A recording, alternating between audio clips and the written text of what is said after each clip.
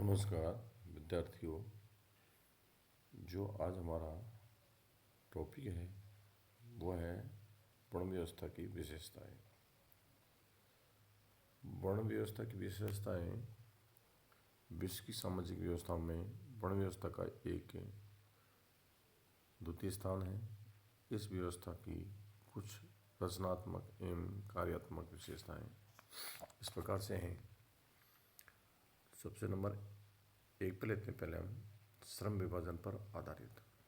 वर्ण व्यवस्था के अंतर्गत विभिन्न वर्गों के क्रम पर इस प्रकार निर्धारित किए गए थे कि सभी सामाजिक आवश्यकताओं की पूर्ति हो सके। प्रत्येक अपने दायित्व का पालन करता हुआ सामाजिक प्रगति में योग देता। नंबर 2 पर है विशेषीकरण में सहायक। जहाँ वर्ण व्यवस्था में विभिन्न प्रकार के कार्यों का विभिन्न वर्णों में विभाजन हुआ है, वहाँ उनके परिणाम स्वरूप पीढ़ी दर पीढ़ी एक ही प्रकार के कार्यों को करते रहने से लोगों की कार्य विशेष में निपुणता भी प्राप्त हुई है। इससे संपूर्ण समाज के विशेषीकरण का लाभ भी मिला है। नंबर 3 पर गुण एवं स्वभाव पर आधारित। कुछ लोग वर्ण व्यवस्था को जन्म पर आधारित स्त्रीकरण का रूप मानते हैं, परंतु प्राचीन ग्रंथों के अध्ययन से प्राप्त प्रमाणों में स्पष्ट है कि प्रारंभ में इस व्यवस्था का आधार व्यक्ति के गुण एवं स्वभाव पर रहा है। धीरे धीरे इस व्यवस्था में कठोरता आती गई और जन्म का महत्व बढ़ता गया। नंबर 4 पर है शक्ति एवं अधिकारों का निश्चित वितरण। इस प्रकार की अंतर्गत विशेष वर्णों की भिन्न भिन्न शक्तियाँ और अधिकार हो रहे हैं। शक्ति और अधिकार की दृष्टि से ब्राह्मणों की स्थिति सर्वोच्च रही है, परंतु अन्य वर्णों को भी सामाजिक दृष्टि से महत्व दिया गया है। सभी वर्णों को समाज रूपी शरीर के विभिन्न अंगों के रूप में मान्यता प्रदान की गई है। कार्यों को सामाजिक दृष्टि से अत्यंत उपयोगी माना गया है और कौन किस कार्य को करेगा और कौन किस कार्य का सदस्य रहेगा, ये व्यक्ति विशेष गुण एवं स्वभाव पर निर्भर करता है। धीरे धीरे विभिन्न वर्णों में शक्ति एवं अधिकार की दृष्टि से एक निश्चित संचरण पनपने लगा, जिससे एक वर्ण को दूसरे से ऊंचा और तथा नीचा मानने लगे। नंबर 5 पर है व्यवसायों का पूर्व निर्धारण। वर्ण व्यवस्था के अंतर्गत प्रत्येक वर्ण के कुछ परंपरागत पूर्व निर्धारित व्यवसाय रहे। साधारणतः प्रत्येक व्यक्ति को अपने वर्ण से संबंधित व्यवसाय को अपनाने की साझा थी। यद्यपि भृगु ने बताया है कि व्यक्ति के व्यवसाय के आधार पर भी उसका कार्य वर्ण निर्धारित होता था, लेकिन यह वर्ण व्यवस्था के विकास की प्रारंभिक व्यवस्था की समय ही बात है। बाद में तो व्यक्ति के व्यवसाय का निर्धारण उसके वर्ण विशेष की सदस्यता के आधार पर ही होने लगा। फिर भी इतना कहा जा सकता है कि व्यवसाय की निश्चितता वर्ण व्यवस्था की ही एक महत्वपूर्ण विशेषता है। नंबर 6 पर है गुणात्मक परिणाम।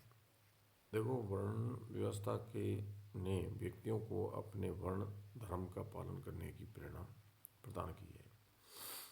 जो व्यक्ति अपने वर्ण धर्म का पालन करेगा उसे इस जीवन में तो उच्च स्थान प्राप्त होगा, परंतु आगामी जीवन में भी इसका फल मिलेगा। उसका जन्म ज़्यादा अच्छे और वर्ण में होगा। इस प्रेरणा से व्यक्तियों की कर्तव्य पालना के विशेष प्रोत्साहन किया। नंबर 7 पे है आध्यात्मिकता पर विशेष जोर। भारतीय संस्कृति में अध्यात्म को विशेष महत्व दिया है। वर्ण व्यवस्था को धर्म के साथ इस प्रकार जोड़ दिया गया है कि प्रत्येक व्यक्ति अपने दायित्व निर्वाह को पुनीत कर्तव्य के रूप में समझने लगा।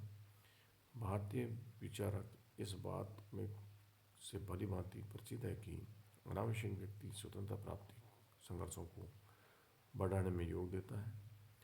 यही कारण है कि यहाँ के वर्ण व्यवस्था के अंतर्गत वर्ण धर्म का निर्धारण इस प्रकार किया गया कि प्रत्येक व्यक्ति स्वयं धर्म के पालन को सर्वाधिक महत्व दे और वर्ण व्यवस्था में सामूहिक कल्याण के साथ साथ व्यक्तिगत आकांक्षाओं की पूर्ति पर भी पूरा ध्यान दिया जाए। अंतिम बिंदु है कर्म के सिद्धांत। देखो, वर्ण व्यवस्था में विभिन्न व्यक्ति अपनी अपनी सामाजिक स्थिति से संतुष्ट रहे और उनके अनुरूप अपने कर्तव्यों का पालन करते रहे। इस व्यवस्था को कर्म के सिद्धांत पर एवं पुनर्जन्म की धारणा के साथ जोड़ दिया गया है। ऐसा करके एक और व्यक्ति को अपनी सामाजिक स्थिति के प्रति संतुष्ट रहने और दूसरी और अपने दायित्वों का ठीक ढंग से निर्वाह करने की प्रेरणा प्रदान की गई थी। आगे है कि वर्ण व्यवस्था के कार्य या उसका महत्व। देखो, उपनिषदों में महाभारत एवं कुछ स्मृतियों की वर्ण व्यवस्था का जो रूप देखने को मिलता है, उसके आधार पर यह कहा जा सकता है कि इस व्यवस्था के माध्यम से समाज का मनोवैज्ञानिक आधार पर कार्यात्मक विभाजन किया गया था। इस व्यवस्था के सभी वर्णों के लोगों को अपने दायित्वों को निभाने में भी अपूर्व प्रेरणा प्रदान की गई। इस व्यवस्था को द्वारा लोगों को यह विश्वास दिलाया गया कि जो व्यक्ति अपने वर्ण धर्म के अनुरूप कार्य करेगा उसे अगले जन्म में उच्च सामाजिक स्थिति प्राप्त हो सकेगी। तो हम सबसे पहले इसमें लेते हैं नंबर 1 पर कर्तव्य का पालन की प्रेरणा। देखो, इस व्यवस्था के वर्ण धर्म के पालन पर जोर दिया गया है, जो अपने कर्तव्य पर आगे बढ़ने रहने की ओर सदैव प्रेरणा किया है। लोगों को एक दूसरे के कार्यों में हस्तक्षेप करने के रोका है और यह बताया गया है कि अपने वर्ण धर्म के अनुरूप कार्य करते रहने पर व्यक्ति को मोक्ष प्राप्त होती है। ये ऐसी प्रेरणा भी जिससे सदियों तक व्यक्तियों को सामाजिक व्यवस्था को प्रति योग देने का प्रोत्साहित किया है। नंबर 2 पे है श्रम विभाजन।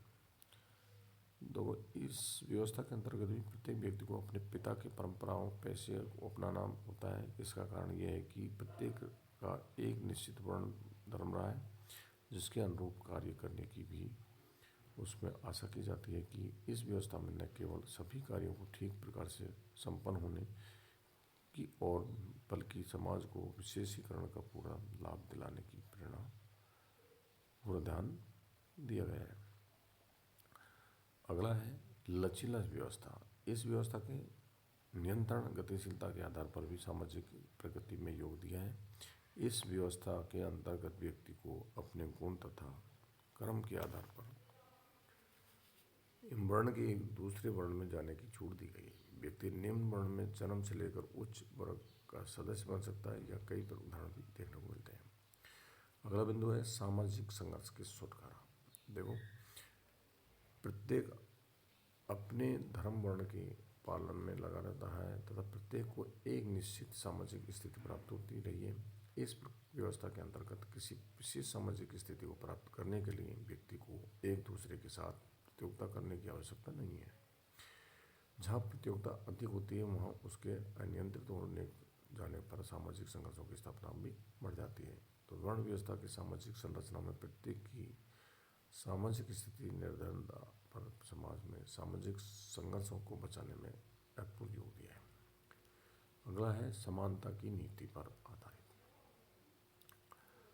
इसके अंतर्गत विभिन्न वर्णों के अलग अलग कार्य होने पर भी सामाजिक व्यवस्था में सभी वर्णों का समान महत्व था। प्रत्येक वर्ण की सेवाओं को सामाजिक दृष्टि से समान महत्व प्रदान किया गया।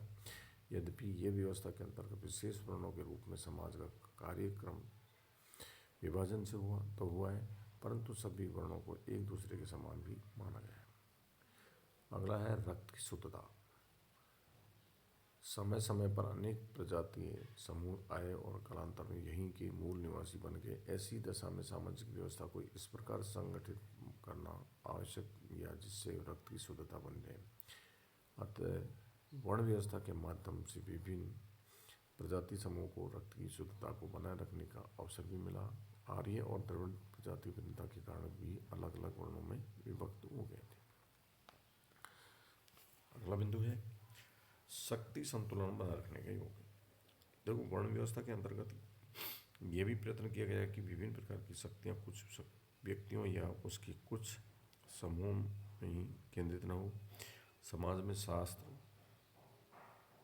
या ज्ञान शक्ति या शास्त्र या सेना बल, अन्य संपत्ति तथा सेवा अनुश्रम का बल नामक 4 प्रकार की शक्तियाँ पाई जाती हैं। इस सभी शक्तियों को कुछ है व्यक्ति उनके किसी विशेष समूह में केंद्रित हो जाने पर समाज में अत्याचार के बढ़ जाने को संभावना रहती है। यही कारण है कि वर्ण व्यवस्था के अंतर्गत चारों शक्तियों और उसके संबंधित पुरस्कारों की अलग अलग रखा गया है।